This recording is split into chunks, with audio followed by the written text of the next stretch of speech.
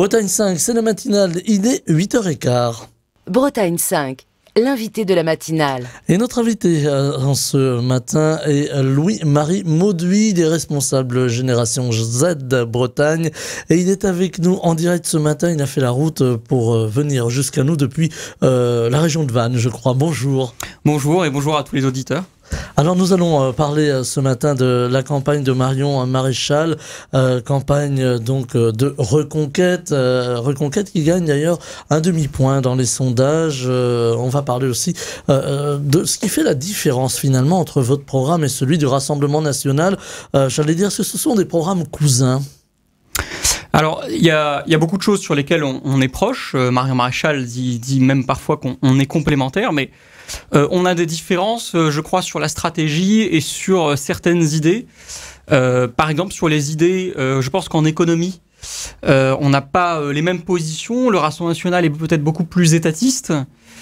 Par exemple, récemment, sur le sujet du conditionnement du RSA, au fait de travailler quelques heures par semaine, nous, à Reconquête, nous y sommes favorables. Parce que nous pensons que c'est un moyen d'inciter au retour à l'emploi, de donner envie de travailler, et peut-être aussi de désinciter à vivre des aides, même si c'est évidemment difficile de vivre des aides, mais en tout cas à encourager à aller vers le retour à l'emploi. Donc ça, c'est par exemple une différence sur le plan économique. Et c'est vrai que nous souhaitons aussi moins d'administration et aller vers vers la réduction du déficit, puisqu'actuellement on en parle beaucoup en ce moment. Un programme plus libéral, on pourrait le traduire ainsi? En quelque sorte, oui. Après, je pense que le mot libéralisme est un peu galvaudé, parce que finalement, je ne suis pas sûr qu'il y ait vraiment des libéraux en France. Mais en tout cas, nous souhaitons moins d'impôts et moins de dépenses. Voilà, de l'État. Moins d'impôts, moins de dépenses. C'est l'un des sujets de différence, il y en a d'autres. Mais... Voilà, alors pour les grands sujets. Alors, effectivement, vous avez parlé de la dette de la France, 5,5% du PIB. Est-ce que c'est quelque chose qui vous inquiète, qui vous tracasse à Reconquête et plus généralement chez les jeunes de Génération Z, la dette qui s'accumule et qu'il faudra bien payer un jour? Alors, effectivement, je crois que là, je viens en tant que représentant de GZ Bretagne et je pense que donc du coup je dois parler un petit peu aussi sous un angle de la jeunesse et je pense que ce qui doit caractériser la réflexion d'un jeune en politique, ça doit être aussi le temps long. Parce que bien sûr, nous sommes là pour encore un moment, nous aurons des enfants, etc. Donc on doit envisager le temps long. Et donc effectivement, ça fait 50 ans qu'on vote des budgets en déficit. Si on en vote encore pendant 50 ans, je pense que la retraite, elle ne sera pas à 64 ans, elle sera peut-être encore plus tard. Ou alors il y aura plus de cotisations, ou alors il y en aura peut-être plus. Donc c'est quand même une difficulté, c'est quand même un vrai sujet, oui. Voilà, le sujet de la jeunesse qui est inquiète pour son avenir. Il y a beaucoup de sujets dans cette campagne européenne, parce qu'on va parler évidemment de l'Europe et de la campagne qui a démarré, donc avec des grands thèmes, l'agriculture, la pêche, la souveraineté énergétique. Là aussi, il y a des paris à faire sur l'avenir. Comment la jeunesse que vous représentez, la jeunesse Génération Z, donc Reconquête, comment vous représentez l'avenir à travers ces secteurs, l'agriculture, la pêche, la souveraineté également énergétique? C'est des sujets importants pour l'avenir, pour demain. Alors pour nous, ce qui est très important, je crois que c'est l'indépendance, la souveraineté, c'est-à-dire que on doit pouvoir vivre de nos produits, dans notre pays, et donc nous sommes des fervents défenseurs, je crois, des agriculteurs, de la ruralité, et donc nous ne sommes pas pour le tout libre-échange, et je crois que c'est un sujet fondamental pour les agriculteurs. Ils l'ont beaucoup fait remarquer dernièrement. Je pense que M. Macron n'a pas été moteur sur ce sujet, n'a pas cherché vraiment à mettre fin au traité de libre-échange, donc il a donné mandat à la Commission de négocier. Et donc, pardon, je reviens à votre question, c'était l'agriculture, la pêche, voilà, aussi, la pêche l'énergie. Également, et la souveraineté énergétique. Alors, la souveraineté énergétique, nous avons toujours dit qu'effectivement, nous sommes des fervents défenseurs du nucléaire parce que, pour nous, c'est ce qui permet à la France, effectivement, d'être beaucoup plus performante que les autres pays, ou en tout cas d'avoir été jusque-là beaucoup plus performante que les autres pays sur le plan énergétique, d'avoir une vraie indépendance, parce que c'est une énergie qui d'abord est propre, Et puis, c'est aussi une énergie qui nous permet de produire chez nous, sans les contraintes, par exemple, de l'éolien qui est intermittent et qui dégrade nos paysages. Alors, avec les écologistes en face de vous qui ont un discours contraire en disant voilà, il faut arrêter le nucléaire aujourd'hui, c'est dangereux, on a des déchets, etc. Il faut aller vers une énergie plus verte, décarbonée aujourd'hui. Qu'est-ce que vous leur répondez ? Alors, nous leur répondons que, en fait, les énergies renouvelables, elles sont souvent, elles produisent une quantité d'énergie qui est vraiment infime par rapport au nombre de constructions d'éoliennes qu'on doit faire, ne serait-ce que pour compenser un réacteur. Et s'ils veulent aller vers l'électrique, comment vont-ils faire avec l'éolien ? Ça me paraît insurmontable. Et en plus, la dépense énergétique, comme on va vers toujours plus de numérique, etc., elle ne va faire qu'exploser. Et donc, en fait, il faut une énergie qui soit puissante et qui puisse permettre, avec une centrale, de faire 500 000 foyers, 1 million de foyers. Ça, c'est possible avec le nucléaire. C'est évidemment pas possible avec des parcs éoliens qui prennent des surfaces énormes et qui prennent sur des surfaces agricoles, tout comme l'éolien, sauf si l'éolien est bien pensé, à la limite, il est construit sur des préaux ou sur des granges, etc. Mais autrement, on ne doit pas le prendre sur des terres agricoles. Je pense les écologistes très utopistes sur ce sujet. Avec aussi un coût de l'énergie aujourd'hui, on le voit, la facture d'électricité a explosé, pour ne citer qu'elle, dans un contexte d'inflation, de difficulté des Français à se nourrir, à se loger, à payer justement leurs factures, et en l'occurrence les factures d'électricité. Est-ce que, malgré le côté libéral de votre programme, il y a aussi un côté social, un volet social, une Europe sociale aussi, parce qu'on parle de l'Europe sociale. Alors, nous, l'aspect social, c'est en fait pour faire en sorte que le travail rémunère davantage. Ce qu'a dit beaucoup Éric Zemmour pendant la campagne présidentielle, c'est qu'en fait, en France, on a une trop grande différence entre le brut et le net, ce qui fait qu'un employeur, pour payer quelqu'un 1 500 €, il doit quand même débourser, je crois, 2 500. Ce qui fait un gap énorme. Et donc, en fait, nous, on aimerait faire des économies qui permettent de réduire les cotisations salariales afin que, les salariés, ils aient un pouvoir d'achat qui soit nettement plus important grâce justement à la réduction de la différence entre le brut et le net. Avec aussi des jeunes, là ça s'adresse à votre génération, les jeunes aujourd'hui qui sont très inquiets pour leur avenir et qui sont très inquiets aussi pour les études, avec des difficultés aujourd'hui pour pouvoir se loger quand on est étudiant à Rennes ou à Brest ou même à Lorient, avec ces difficultés pour se loger, pour se nourrir. Est-ce que là aussi il y aura une réforme à penser un jour ou l'autre pour mieux vivre quand on est étudiant? Alors, nous sommes très favorables au système de l'apprentissage, d'autant plus que les études se prolongent toujours plus. On fait tous plus d'études, sans pour autant que le niveau culturel augmente. Je crois qu'il y a eu récemment d'ailleurs une étude sur la lecture par les jeunes qui est très basse. Donc, bon, il y a tout un tas de réformes aussi sur le scolaire et sur l'universitaire à faire. 19 minutes par jour de lecture pour les jeunes, voilà, contre plusieurs heures devant les écrans. Et c'est vrai que du coup, je crois qu'on compense peut-être le fait que le niveau du bac se soit beaucoup réduit par le fait du prolongement sans arrêt des études, mais le problème, c'est qu'à un moment, il faut bien qu'on rentre dans le monde du travail, et je crois que c'est aussi ça qui nous fait prendre de l'expérience et apprendre beaucoup de choses. Et donc, je pense que l'apprentissage est un excellent système pour cela, et nous voulons continuer de le promouvoir chez Reconquête. Après, nous ne voulons pas être dans un système du toujours plus d'aide. Nous préférons réduire les impôts qu'augmenter les aides, si vous voulez. Voilà, avoir là aussi un delta acceptable. On parle aussi de grands sujets au niveau de l'Europe, avec l'Europe de la défense. On a une guerre aujourd'hui à nos portes, la guerre en Ukraine. Déjà, faut-il continuer à aider l'Ukraine ? Alors, ça dépend de quelle manière. En fait, donc Marion Maréchal l'a dit, hein, nous sommes du côté de l'Ukraine parce que nous sommes évidemment opposés. Nous condamnons l'agression de l'Ukraine par la Russie parce que nous défendons les frontières et nous défendons un pays qui voit ses frontières bannies. Et donc ça, c'est le premier point. Le deuxième point, c'est que par contre, nous refusons de rentrer dans une logique d'escalade. Là, on trouve quand même assez dangereux peut-être les propos de M. Macron.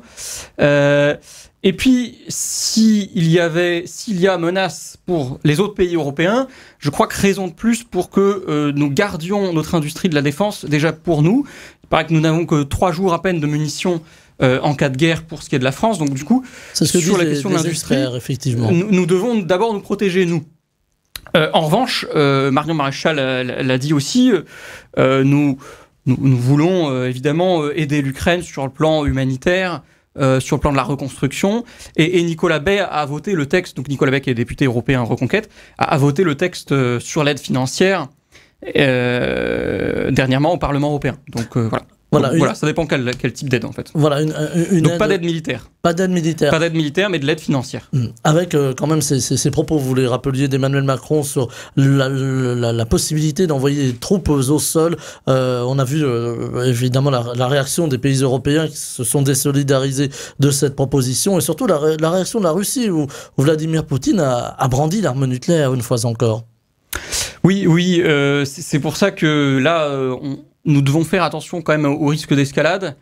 Nous devons aussi être crédibles sur le plan diplomatique.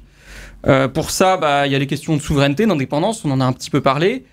La défense doit être forte et il faut que nous continuions et que nous allons beaucoup plus loin encore dans les investissements sur les infrastructures militaires et sur le personnel militaire. Alors, investissement dans le personnel militaire et dans les infrastructures, dans l'armement, mais la diplomatie, aujourd'hui, on a une diplomatie européenne qui est très diverse.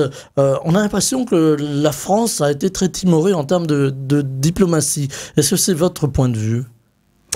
Oui, je crois. Je crois qu'on pouvait attendre de la France qu'elle ait une position... parce que, évidemment, avant l'invasion de l'Ukraine, l'OTAN était pas si légitime, c'est-à-dire qu'elle était beaucoup remise en cause, et à Reconquête, nous faisions partie des gens qui la remettaient en cause. Le président de la République avait dit d'ailleurs que l'OTAN était en mort clinique, hein, c'était le terme employé. Et donc la situation aujourd'hui, elle a bien changé. Et c'est vrai que du coup, on aurait pu profiter de cette période-là, de cette déclaration aussi du président pour avoir une voix qui serait peut-être davantage différente de celle des Américains, qui serait peut-être davantage une voix indépendante, comme du temps de De Gaulle, comme du temps aussi même de Jacques Chirac, hein, on pense à l'Irak, qui traite un petit peu équitablement entre les deux États. Voilà, une souveraineté, en tout cas, une plus grande souveraineté des nations. On peut parler d'une Europe des nations dans ce cas-là. Oui, parce que je crois qu'il ne faut pas aller aussi dans la surenchère européenne.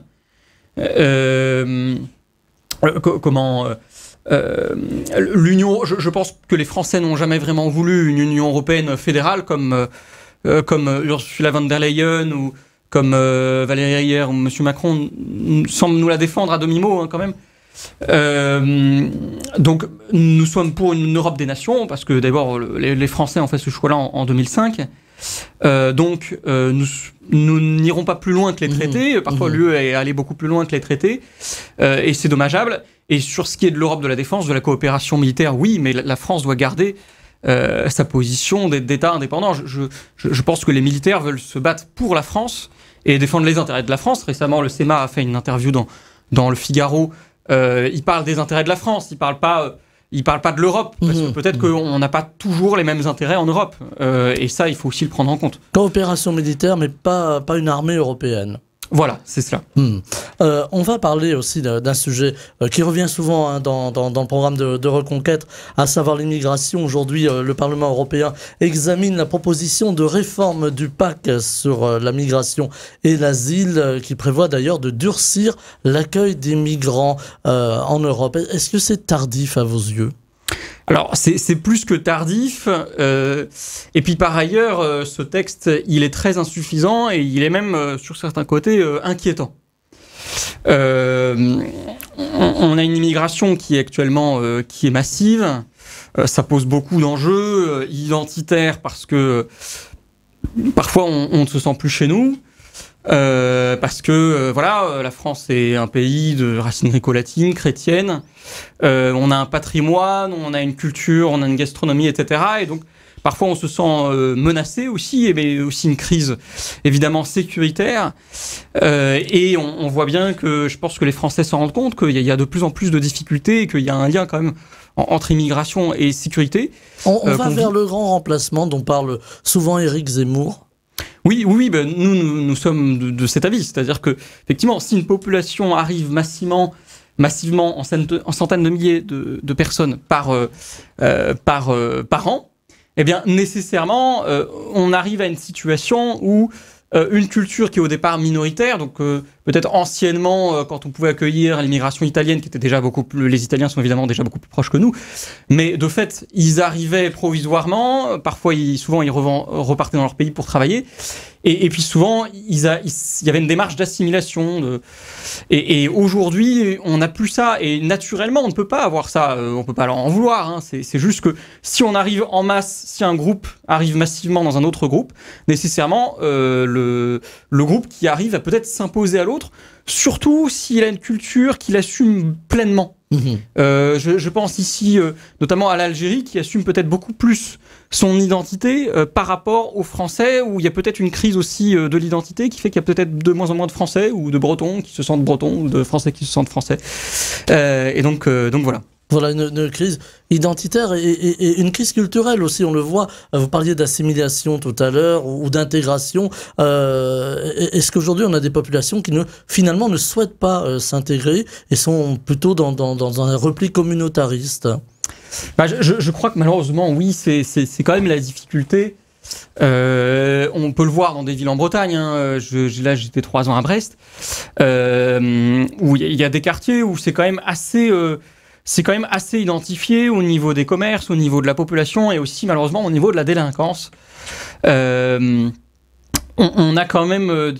à Paris, on avait des chiffres du ministère de l'Intérieur sur les délits, les délits en matière d'attouchement sexuel, etc., qui sont très présents du côté des personnes étrangères. Et donc là, je pense que le travail du ministère de l'Intérieur, c'est effectivement de travailler à la fermeture des frontières, comme ça se fait dans n'importe quel pays en dehors de l'Europe de l'Ouest, hein, j'ai envie de dire. Il n'y a pas de raison qu'on le fasse pas, et c'est pas du tout tabou, parce qu'en tout cas ça ne devrait pas l'être, parce que je pense pas que du temps du général de Gaulle, on avait une immigration massive et qui n'était pas forcément une immigration de travail aussi, parce qu'il y a aussi cette difficulté où on a un chômage beaucoup plus important, je crois 2 fois plus important chez les personnes immigrées que chez les autres. Et donc ça pose des difficultés, parce que du coup, comme il y a une distribution des cotisants vers les non-cotisants, forcément, ça pose aussi des difficultés économiques. Est-ce qu'il faut que l'Europe soit, alors on parlait de ce texte tout à l'heure qui doit être discuté au Parlement européen, est-ce qu'il faut que l'Europe soit plus ferme sur l'accueil des migrants et ceux qui sont sur notre territoire, qu'est-ce qu'on en fait? On les partage dans les différents pays européens? Il faut une meilleure harmonisation à ce niveau-là? Alors, en fait, je dirais qu'il ne faut pas répartir, il faut empêcher déjà de les faire venir sur le territoire. Pour ça, à l'ECR, nous défendons l'idée d'un blocus naval. Giorgia Meloni l'avait demandé pendant sa campagne, mais elle a été empêchée donc par Monsieur Macron et le chancelier allemand. Et ça, c'est ce que nous défendons à l'ECR. Donc l'ECR, c'est le groupe dans lequel est inscrit Reconquête.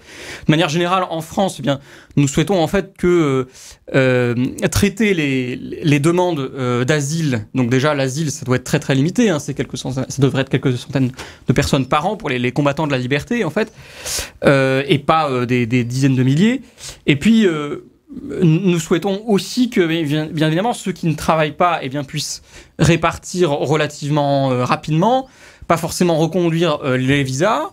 Il s'agit aussi évidemment d'expulser tous ceux qui posent problème, donc les fichiers pour islamisme, les délinquants ou les criminels à l'issue de leur peine. Voilà, la politique que nous voulons mener. Et au niveau européen, bien sûr, là il y a de la coopération à faire. Je parlais de blocus naval, mais de manière générale, évidemment, c'est un problème qui est européen, parce que nous souhaitons que Paris reste Paris, mais nous souhaitons aussi que Rome reste Rome, ou que Berlin reste Berlin, et que Budapest reste Budapest. Et donc, le problème se pose pour l'ensemble de l'Europe. Et donc, je pense qu'avec des frontières qui sont tenues, avec les douanes, avec Frontex et avec aussi nos propres douanes, eh bien, nous pouvons empêcher la submersion aussi de l'Europe. Est-ce qu'il faut travailler avec des pays d'où viennent les migrants, pays souvent en difficultés économiques, parfois en guerre? Est-ce qu'il faut là aussi avoir une politique diplomatique finalement, alors qu'elle soit française ou qu'elle soit européenne? Est-ce qu'il faut une forme de coopération renforcée pour que finalement il y ait un moindre flux migratoire? Oui, tout à fait. C'est ce que nous souhaitons. C'est-à-dire que il y a une contrainte et il y a aussi du donnant. C'est-à-dire que quand on fait un traité avec un autre pays, comme l'Égypte, comme la Libye, etc., ce qui peut être intéressant, c'est effectivement peut-être de conditionner l'aide au développement à la coopération sur le plan douanier. Et puis, comme Meloni l'a fait avec la Tunisie, donc nos alliés italiens l'ont fait avec la Tunisie, ils ont fait un pacte avec eux. J'ai plus les chiffres en tête, mais ça a bien marché, peut-être que vous avez. Et ça a très bien marché sur le plan de la réduction du nombre d'immigrés venant effectivement de Tunisie. Et donc, voilà, il s'agit que la Tunisie fasse la police, parce qu'effectivement, si on fait la police avant la traversée en Méditerranée, on évite aussi des drames en mer. Et donc, je pense que l'immigration n'est ni une bonne chose, ni pour l'Europe, ni pour l'Afrique. C'était le cardinal Sarah qui est un cardinal béninois, je crois, qui avait des propos là-dessus, qui disait que c'était un drame pour l'Afrique parce qu'effectivement toutes les personnes qui prennent la démarche de partir, eh bien partent, et puis c'est aussi essentiellement des hommes qui partent. Donc il y a aussi un dérèglement de ce point de vue. Finalement, et en plus, l'Afrique voilà, donc un déracinement aussi qui est peut-être assez dramatique. Oui, pardon. Finalement, l'Afrique perd ses forces vives. Oui, c'est peut-être cela, oui. Et sachant que quand elles arrivent chez nous, ce sont aussi des gens qui sont déracinés et donc qui ne peuvent pas espérer l'Eldorado que peut-être ils espèrent en venant chez nous. Alors il y a aussi la sécurité, qui est un thème important. La sécurité avec des menaces terroristes qui planent, on l'a encore vu ces dernières heures, ne serait-ce que sur les compétitions de football. Les Jeux Olympiques, c'est dans quelques semaines maintenant, ça va venir très vite. Est-ce que vous êtes inquiet sur le fait justement qu'aujourd'hui on a des problèmes de sécurité en France? Alors j'entends sécurité face au terrorisme, mais on pourra élargir tout à l'heure aussi à la chose intérieure. Justement, est-ce qu'il faut très vite avoir une réaction vis-à-vis de ces menaces terroristes? Est-ce qu'il faut aussi donner les moyens aux services, on pense aux services de renseignement? Oui, bien sûr. Là, il y a effectivement beaucoup de moyens à mettre dans les services de renseignement. Et puis, il faut aussi que, bien sûr, que on fasse tout le travail nécessaire au niveau des obligations de quitter le territoire français. On a vu que dans les attentats qu'on a subis malheureusement en France ces dernières années, une grande partie de ces auteurs, de ces assassins, se trouvaient parmi les flux migratoires, parce que ça sert de terreau, ça sert évidemment pour passer, et ça ne nous permet pas de pouvoir traiter la demande et d'étudier les dossiers comme ça pourrait se faire si toutes les demandes se faisaient depuis les consulats à l'étranger. Et donc, il y a un vrai sujet. D'abord, il faut expulser effectivement les OQTF, il faut expulser... voilà, je disais donc les criminels après leur peine et les délinquants. Et donc oui, sur le terrorisme, il y a beaucoup de choses à faire et il y a de vrais enjeux. On voit que l'insécurité explose. La menace radicale islamiste est présente en France. On sait que Reconquête en a fait un peu son cheval de bataille. Est-ce que là aussi il faut discuter avec le monde musulman qui est important en France? Est-ce qu'il faut discuter, est-ce qu'il faut essayer aussi de faire en sorte que le monde musulman quelque part ait une position claire vis-à-vis des islamistes radicaux? Il faut bien évidemment discuter. Et puis, il faut aussi poser des exigences. Éric Zemmour en parlait beaucoup pendant la campagne. C'est-à-dire qu'il faut effectivement, il faut poser des exigences en matière de formation des imams. Il faut veiller à ce que ce soit pas des financements étrangers, notamment d'États qui promeut une vision de l'islam qui pose problème. Et puis, il faut être aussi clair sur les mots. C'est-à-dire qu'il y a parfois des préceptes dans l'islam qui rentrent parfois en contradiction avec la France, avec les valeurs françaises. Et donc, il faut savoir faire la part des choses quand certains préceptes mettent en difficulté la vision qu'on a, nous, en France, de la relation entre les hommes et les femmes, etc., il faut savoir poser les exigences nécessaires. Et donc, ça implique qu'il doit y avoir peut-être un travail de fait aussi du côté de l'islam en France. Alors, sans transition, il y a aussi la question de la sécurité. On terminera là-dessus. Il nous reste 4 petites minutes. La sécurité, c'est important. On voit à travers les faits divers de ces derniers jours une grande violence, particulièrement chez les jeunes aujourd'hui. On parle beaucoup de faillite de l'éducation. Est-ce que là aussi, le premier pilier finalement de notre République, l'éducation, il faut le remettre d'aplomb, si j'ose dire? Oui, l'école, c'est un vrai sujet. Je pense qu'il y a plusieurs difficultés avec l'école. C'est que en fait, on n'a plus la volonté, je crois, de vouloir faire des gens qui sont engagés et fiers de leur pays.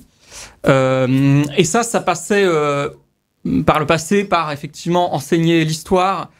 D'abord l'histoire de notre pays, avant en fait l'histoire de notre prochain, avant l'histoire de notre lointain, hein, c'est aussi un peu ça. D'abord à parler de l'histoire de notre pays, en parler fièrement, sans être en permanence dans le reniement. Il faut être vrai, bien sûr. Mais il faut aussi mettre les nuances nécessaires. Je pense que de plus en plus, on a diverses propagandes, à la fois peut-être à l'école et peut-être évidemment sur les réseaux sociaux. Donc ça implique qu'il faut aussi avoir justement un discours à l'école qui soit le bon et qui donne la fierté aux élèves, aux enfants d'être français. Donc ça passe pas effectivement par une vision de l'histoire, ça passe aussi peut-être par davantage d'apprentissage de la langue, par davantage d'envie de la lecture. C'est-à-dire que pour moi, le numérique à l'école, par exemple, ça n'a pas spécialement d'intérêt. Je pense que si les élèves ont déjà accès au numérique de toute façon chez eux et sont déjà beaucoup sur leur téléphone portable, il n'y a pas besoin que l'école se mette à la page. Il faut que l'école, au contraire, défende une autre façon de voir les choses.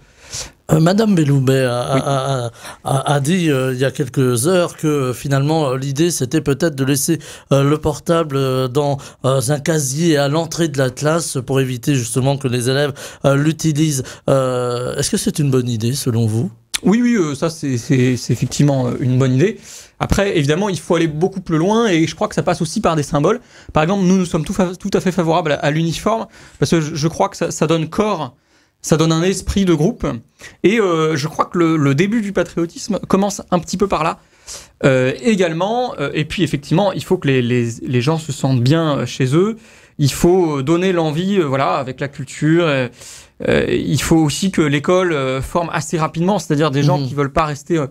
Le collège unique a peut-être été aussi un problème. Il faut peut-être accepter le fait que il y a différentes classes pour que les gens arrivent plus rapidement sur le marché du travail s'ils le souhaitent. Et je pense que ça peut aussi réduire certains problèmes, mais je pense qu'on n'arrivera pas à réduire la délinquance sans réduire l'immigration. Avec aussi les problèmes communautaires qui s'exportent à l'école ou qui s'importent à l'école. On le voit là encore sur les derniers faits divers quand même, des différences culturelles. Est-ce que l'école doit redevenir laïque? Est-ce qu'elle a perdu son aspect laïque finalement?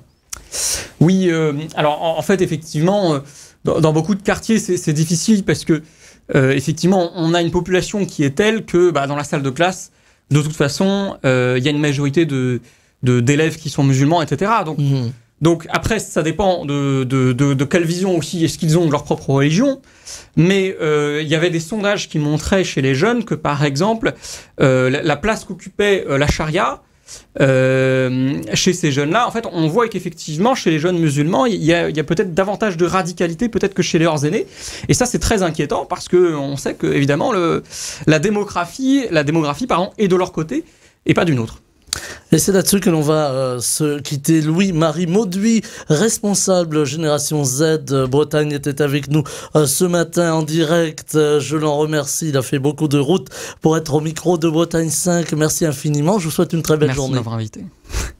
Bretagne 5, Stéphane Hamon, le 7-9.